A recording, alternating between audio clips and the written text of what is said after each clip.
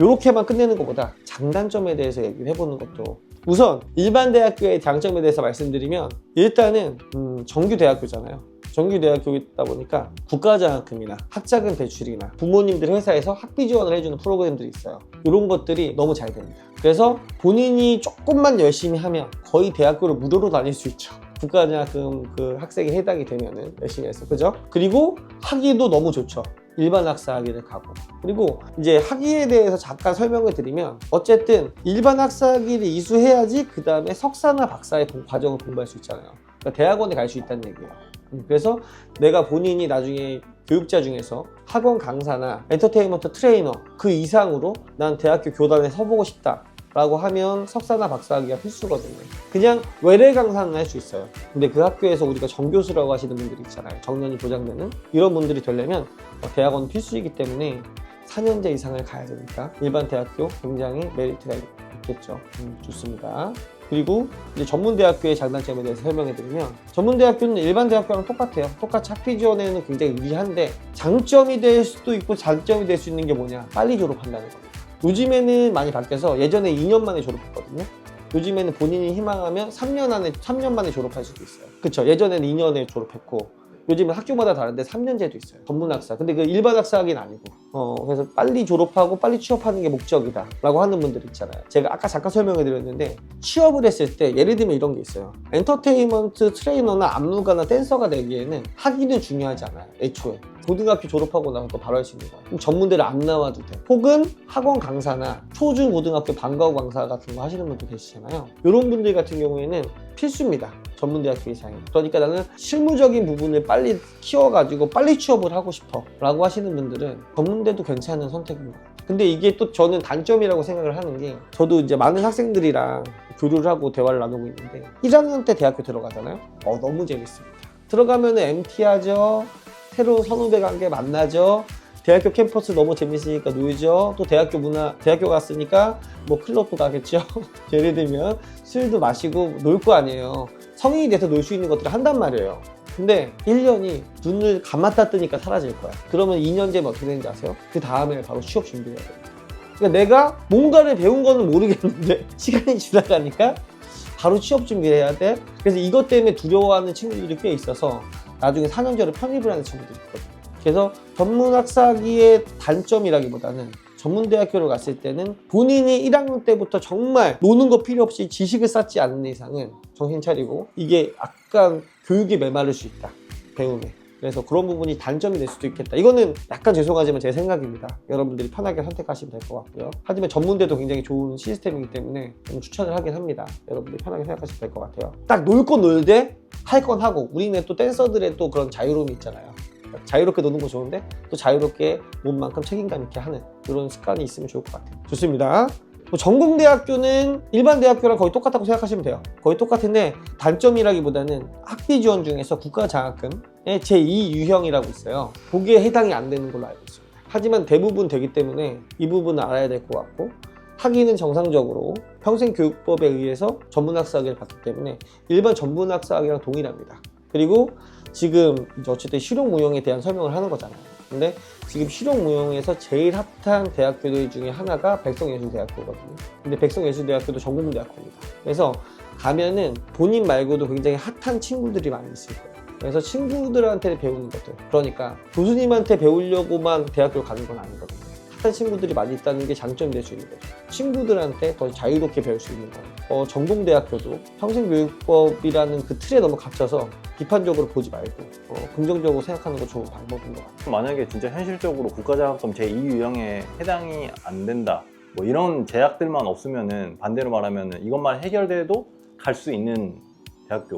그렇죠. 내가 전문대를 선택하겠다 그럼 백성예대가 좋은 생각이라고 생각해요. 이것도 역시 조심스럽지만 제 생각이지 정답은 아닙니다. 백성예술대학교가 정화예술대학교가 2년제로는 좋은 학교죠.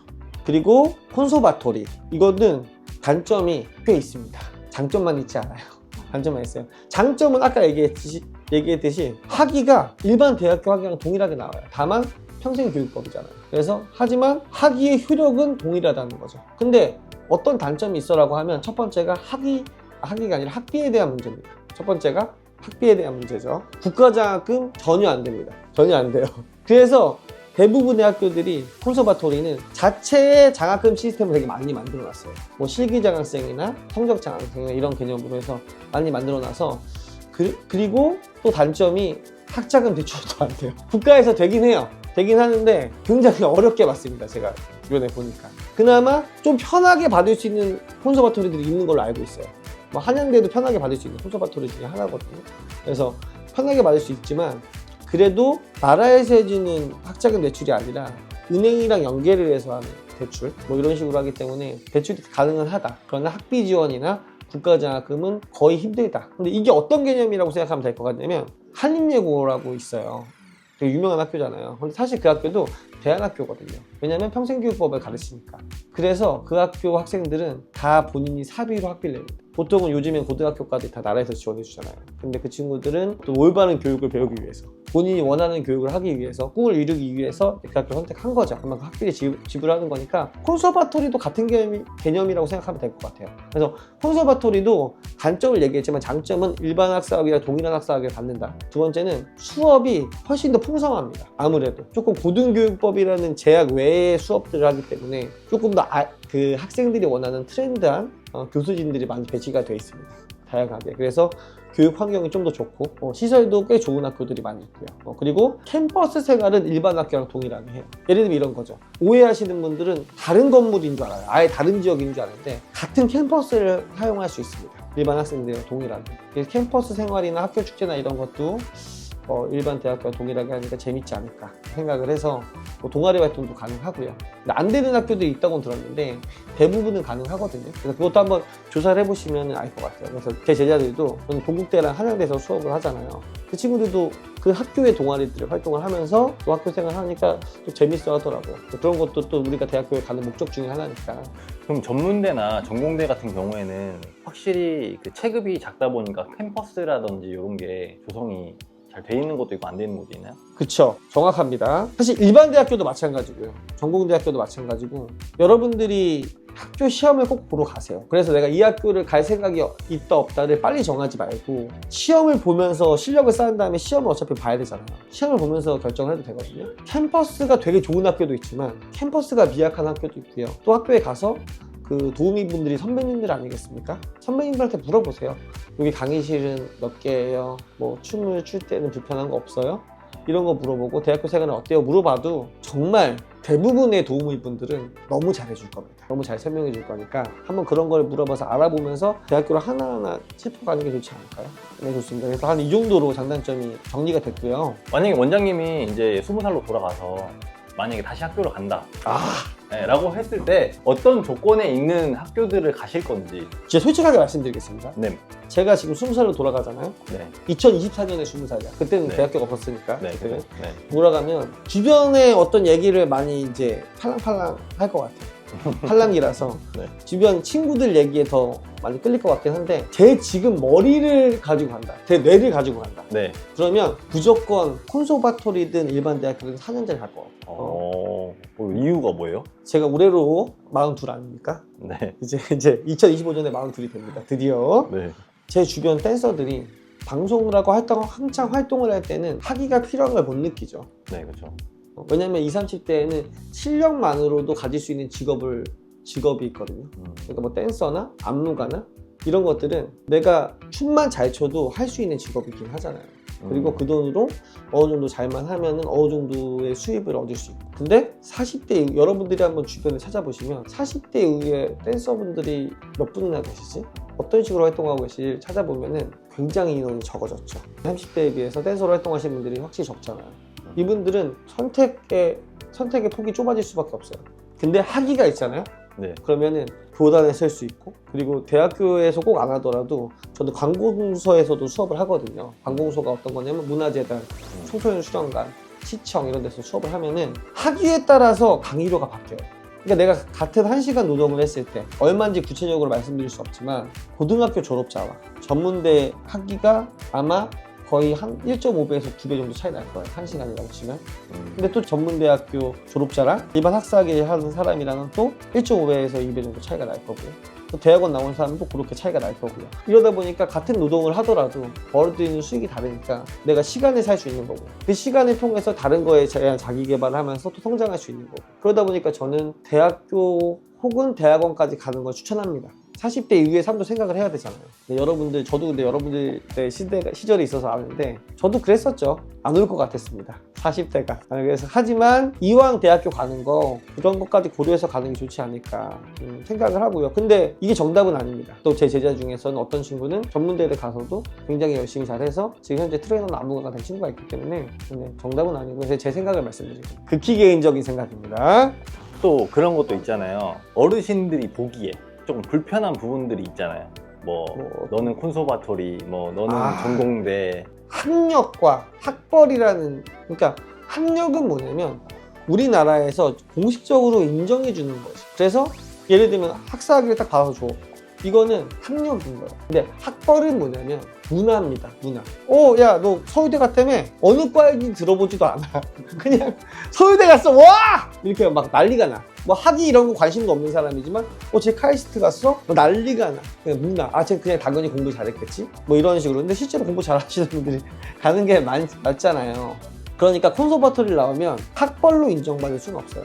그러니까 어른들이 불편해하는 부분 중에 하나인 거죠.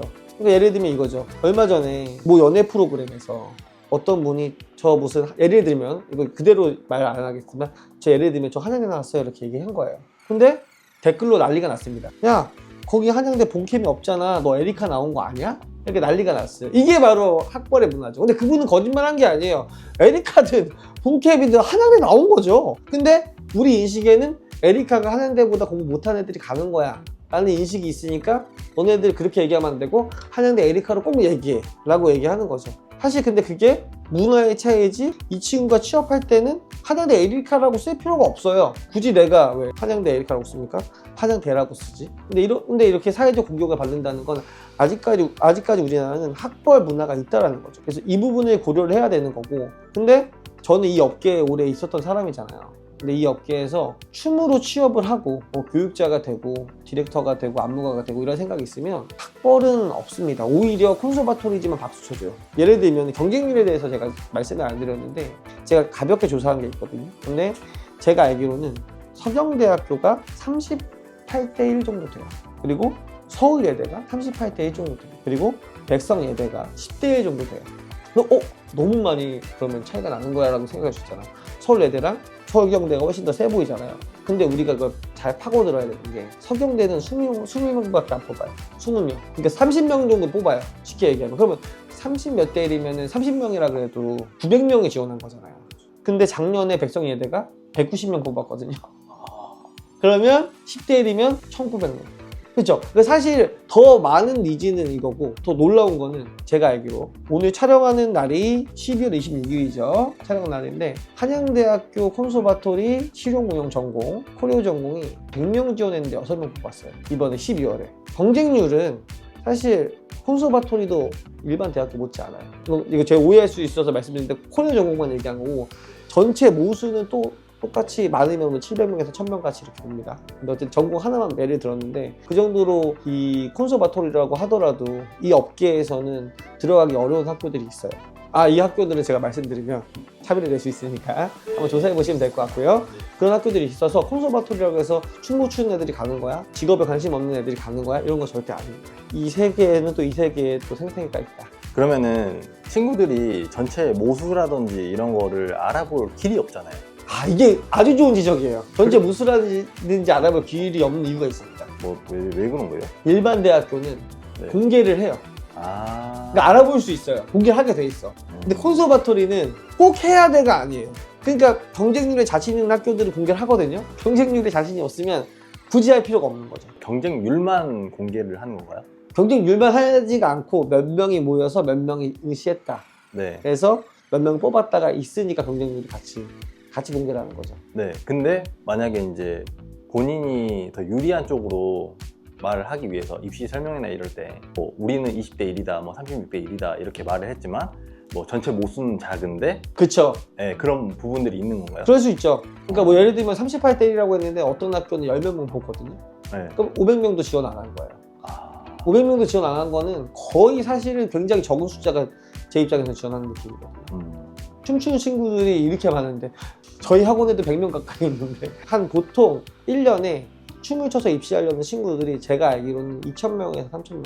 그러면은 뭐 저희 학원에서 이제 그 뭐 목요일에 뭐 6시 반 강사를 뽑는다라고 했을 때만 해도 2명 뽑으면은 50대 1인 거잖아요. 그쵸. 아, 그러니까 그렇게 되는 거죠. 그럼 그런 걸 되게 잘 파악하고 가야겠네요. 그럼요. 은근히 말씀드렸던 게 그런 거죠. 네. 내가 이 학교를, 그러니까 내가 춤에 진심이고 대학교를 춤 때문에 가겠어라고 판단을 한 순간 본인이 공부를 해야 되는 거지. 주변 사람 얘기에 너무 영향을 받으면 나중에 후회할 수밖에 없는 상황이 생길 수 있거든요. 근데 물론 후회하지 않고 너무 평평하게 잘 갈 수도 있지만 후회하는 수밖에 없는 상황이 생겼을 때는 누굴 원망할 거야. 그리고 내 인생인데 다시 시계 태엽 돌리듯이 돌릴 수 없는 거잖아요. 그러니까 조금만, 아마 이거를 보시는 분들도 공부를 하기 위해서 본 거니까 너무 환영합니다. 여러분들 잘 만났어요, 이 영상. 그리고 이런 것도 읽어봤으면 좋겠어요. 그냥 학교에 대해서만 읽어보는 게 아니라 이 학교에는 어떤 아이들이 나왔지? 커리큘럼만 보통 읽어보거든요.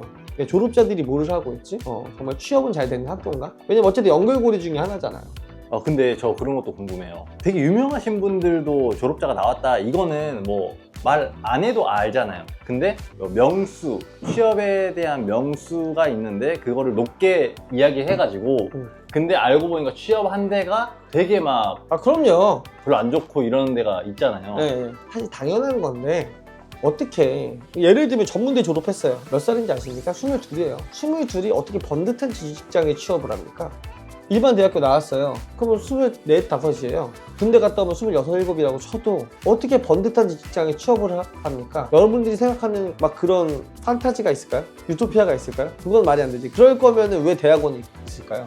대학원까지 공부하는 애들이 바볼까요? 그게 아니라 사실 취업하는 건 어렵지 않잖아요. 우리 다 알고 있어, 정답은. 예를 들면 엔터테인먼트의 댄서를 뽑을 때 1년 계약하고 2년 계약하고 이러지 않아요. 이번 앨범에서만 뽑는 거야. 근데 이번 앨범에 댄서로 누가 취업이 됐어. 그것도 취업이라고 하겠죠, 대학교 입장에서. 그러니까 그런데 아니면 되게 유명한 학원에서 강사하시는 분들도 계시겠지만 되게 소형 학원들도 많이 있잖아요. 뭐 6개월 계약, 한 달 계약도 사실은 취업했다고 가정을 하는 거니까. 그러니까 취업률이 대부분 100%라고 하죠. 근데 그럼 어떻게 꼼꼼하게 봐야 되냐면 안무가나 디렉터를 많이 배출했다. 혹은 교수라고 있어, 이 학교를 나왔더니. 아니면 우리가 봐도 유명한 학원에서 수업을 정기적으로 하고 있네. 이게 여러분들도 아시겠지만 정규 강사와 팝업 강사는 이제 차이점이 있지 않습니까? 네. 예를 들어 팝업은 장점은 한 번에 강의료를 많이 받지만 안정적이진 않는 거지. 내가 내 실력에 따라서 움직임이 있는 거고, 정규 강사는 한 번에 강의료는 적을지 몰라도 내가 그래도 6개월, 1년, 2년, 3년, 4년, 5년 쭉 갈 수 있는 거고. 사실 정규 강사를 하는 게 좀 더 안정적이긴 하거든요, 제가 볼 때는. 그래서 어쨌든 뭐 그거는 본인의 가치는 본인이 따지는 거죠. 팝업이 많은 게 좋아? 그럼 팝업 강사를 많이 배출하는 학교로 가는 거고요. 정규 강사를 많이 배출하는 학교를 가고 싶으면 그 학교로 가는 거고. 그럼 본인이 가치를 정하는 건데 어쨌든 그런 걸 꼼꼼하게 봐야지.